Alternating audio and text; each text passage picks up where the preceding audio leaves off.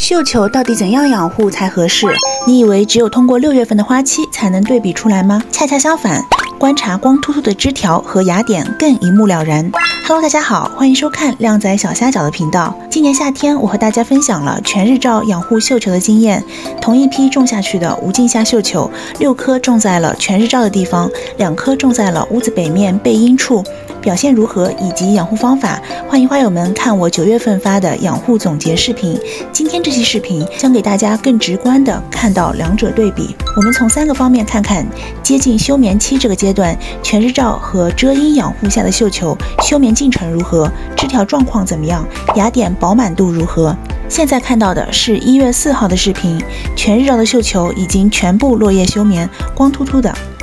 我们再来看看遮阴的2颗绣球，它们每天能接受的日晒仅接近落日余晖的短暂时间，它们落叶的进程明显慢一拍，很多叶片只是发黄，还未干枯脱落。我们接着来看枝条状况，这是1月10号拍摄的视频。首先，枝条数量，全日照绣球的枝条更少，原因是夏天高温暴晒，一旦短暂缺水，全日照的一部分细弱枝条就被干死了，或是靠近顶端的枝条缺水了。修剪的原则是找到饱满芽点，然后剪去上部枝条，这点正是风险最大的地方。盲目的全日照养护，你将失去所有枝条。而遮阴绣球的枝条更容易存活下来，也就意味着遮阴绣球的开花量是完全没问题的，尽管花朵稍微小点。其次，遮阴绣球的枝条稍微偏细，全日照的则略显粗壮。虽然肉眼看起来似乎差别不大，但你可别小瞧这一点点区别。等夏天它们开启巨大的花球的时候，全日照的直立性优势就体现出来了。再加上前面讲的，全日照在烈日下存活下来的都是强壮枝条，这更加强了它的抗倒伏性。再看枝条长度，全日照绣球的体格明显更大，这些粗壮的枝条往往长得更长，长势更快。遮阴绣球则显得小了一大圈。第三，芽点状态。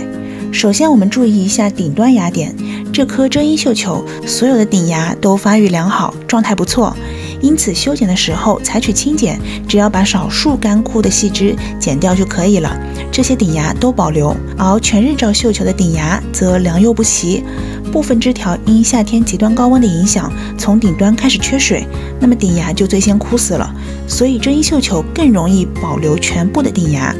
而全日照绣球则会损失部分。但全日照绣球的个头更大，所以这一通操作下来，两相对比，植株大小仍然差不多。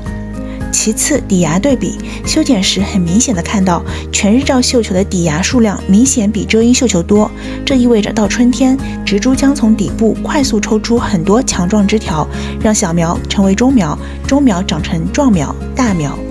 最后总结一下，全日照或多日照无镜下绣球的休眠时间更早，枝条更粗壮，长势更快，但部分枝条容易在夏天干死，底芽多并且健壮，部分顶芽容易缺水枯死，总体芽点更加健壮。遮阴绣球的休眠时间更晚，枝条偏细，长势稍慢，但绝大多数枝条更容易存活，顶芽基本都能存活，但底芽较少，总体芽点健康。以上就是本期视频的全部内容，花友可根据自身实际情况选择适合自己的养护方式，觉得有用点赞收藏，助力 UP 更新。感谢收看靓仔小虾饺的频道，喜欢的话欢迎关注和一键3连，点小心心。我们下期再见，拜拜。